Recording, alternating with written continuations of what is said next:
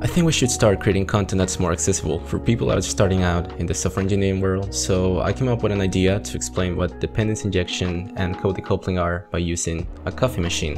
So you will need a couple of things in order to get your coffee. The first of which is a coffee capsule.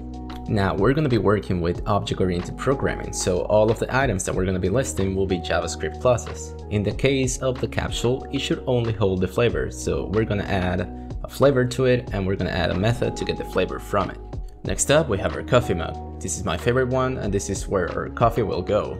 Now the coffee class should have a capacity, which is the maximum amount of liquid that it can hold. We can have the current amount of liquid in it. We can either fill it with some liquid and we can take some liquid out of it.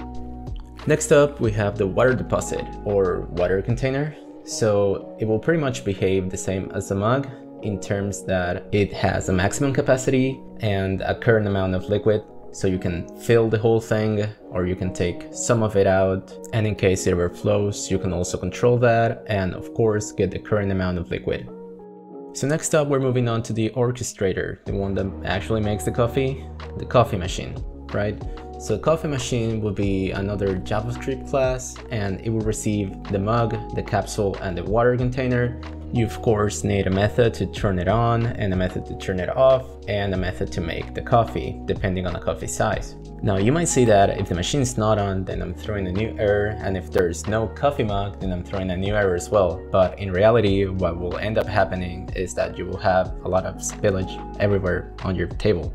Probably makes sense to you at this point that if you were given no mug, you can create one yourself, but this breaks the principle of dependency injection, as it will be the equivalent of making a coffee mug appear out of thin air every time that you need to make a coffee, and that's not how it works.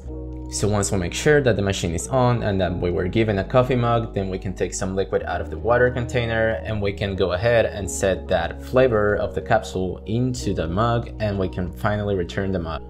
So now that we have defined each of the elements that our system is comprised of, we can actually go ahead and make use of them into an actual application. So first of all, we're gonna import all of the elements that we have defined. We're gonna create a new coffee mug, a new coffee capsule, and a new water container. Now, because the water container is created with no liquid amount, we need to fill it up, and then we can actually create our coffee machine, and we're gonna send everything that the coffee machine needs. So that's the capsule, the mug, and the water container. And then we can proceed to turn it on, and we can actually make a coffee. Now what I'm doing is just adding an H1 with the flavor of the coffee, and if there's an error, and we can show that on screen, and you can now sit back and enjoy the fruits of your labor. Now you might have realized that when creating a new coffee machine, we have to set everything that it needs on the constructor.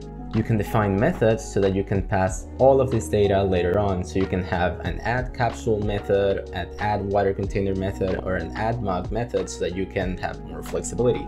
So into our main program, if we want to have a different flavor of coffee, say a cappuccino capsule, we can add everything that the coffee machine needs, and then we can make a coffee with that first capsule. In this case, it will be a vanilla caramel coffee, and then we can add a new capsule, in this case a cappuccino capsule, and we can make a different coffee, which would be a cappuccino coffee. And this is how you define very important computing concepts using everyday items. I really hope you learned something from this, and thank you for watching. See you next time.